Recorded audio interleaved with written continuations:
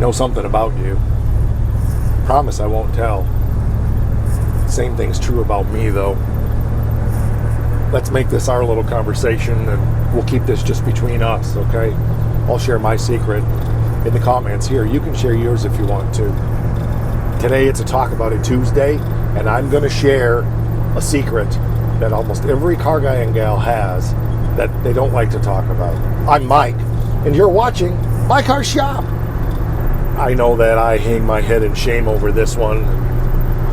It's something we all do and we don't like to talk about, but that's what Talk About It Tuesdays are all about. I know that you have a shame shelf, or a shame drawer, or a shame closet, a shame cupboard, or maybe like me, a shame warehouse. It's the place that all the parts go that you bought, that you intended to install, but never got around to installing, and that's the place they go. I can't even think about how much stuff I have that I've purchased over the last 30 years or more for projects that I've never gotten around to. Sometimes because I ended up selling the car, sometimes because it wasn't mission critical to a project, and I'm going to fix that up someday. I'm going to do that. I know I am. Just let me tell you a few of the things that are on my shame shelf. I have a drive shaft loop for the Pro Street GTS. I built that car 30 years ago-ish. Bought that drive shaft loop 30 years ago. Never taken the car to the track. Some of you say I should be ashamed of that too, and I'm not. But I always intend to install it, but I just haven't, because I just haven't. First of all, I don't put many miles on the car anyway. I don't really run it up to high holy speed on the street. So I haven't been that worried about it. But I know it's there, and I've got to do it one of these days if I'm ever going to run it on the track. Although when I think about it, I am going to be building the Golden Mullet, which will be way faster than the Pro Street GTS. I'm going to need a drive shaft loop on that one, so maybe that makes sense. That's what it was. I was investing in the future Pro Mod project that I plan to build. But wait, there's more. This one's almost embarrassing.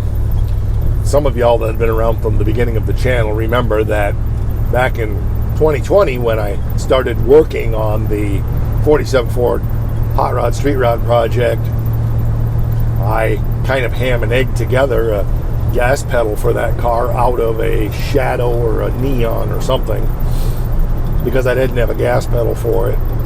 Spent time, it's on the channel, seeing me build it. Yeah.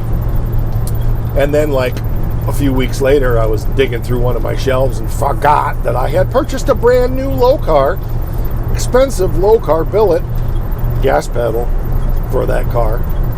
It's on the shame shelf. It's on the shame shelf it was on before, as Sean Connery would say. It's not always used parts. There's a really nice set of used scoops, just like his on scoops, factory original ones though, sitting upstairs that I bought at a swap meet when Joe was first restoring his Charger. Bought those for the Sassy Swinger. They're still up in the warehouse. They're not on a shelf, but it's shame. I've got a brand new dark quarter panel hanging on the wall for Sassy. I've only had that for 15 plus years. Doesn't always have to be big things. I've got a great big monster tack, Autometer monster tack for the GTS. Still sitting in the cupboard. Not brand new, but I picked it up, 15 years ago. Still haven't gotten it installed. You don't want to rush into these things. I bet you can relate. I bet there's stuff that you've bought that you intended to use right away, and 3, 4, 6 months, 2 years, 10 years later, you just haven't gotten around to it. I always tell my wife with projects around the house, I will get it done. You don't have to remind me every 6 months. Just stop nagging. I'm kidding. I purchased the 47 Ford in 2007. I did a bunch of work to that car right away, and then it sat for 8 years, maybe. So there was all kind of brand new stuff sitting on a shelf. I never got installed until last year. brand new wiring harness, brand new stainless steel trim, all kind of stuff. It was on the shame shelf. It was on the shame shelf for that whole time.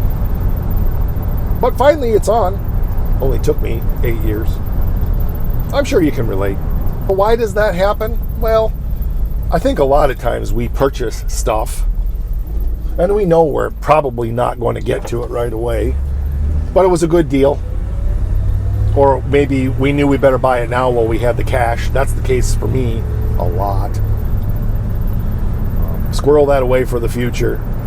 Or we liked it, it was cool, and we really want that on our project car, but it's not mission critical, and so it's a nice upgrade, but it's not keeping us from enjoying the car. And so, like the 47 gas pedal, it's got a ham and egg on it instead of a nice low car.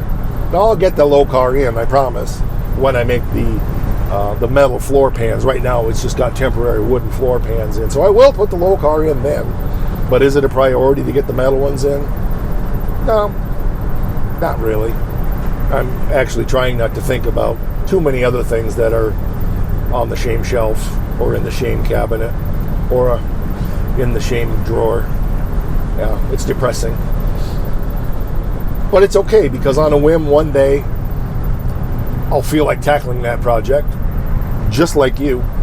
I bet you anything you'll do the same thing and say, you know, Mike's video on shame reminds me I've got that thing on the shelf. I should get that done this weekend. And all of a sudden you'll be motivated. You'll get it done. You're welcome. Many of you know that I've been a therapist since, the late 1990s. Although I don't practice a lot anymore, I still do a little bit. But I thought it would be really good to spend a moment and talk about the psychology of procrastination, because I think it's helpful for us to understand that. You know, on second thought, I think I'll just put that off until later. We'll talk about that another time. So yeah, drop it down there in the comments. What's on the shame shelf that it's been on for the last 5 years for you? What's on your shame shelf? What's in your shame drawer? What's in your shame cabinet? What would it take to get you motivated besides some stupid video from me? What would it take to get you motivated to get out there and get her done? Let's talk about it. I'm Mike. I appreciate you being here. You've been watching My Car Shop. Catch you on the next one. Rock!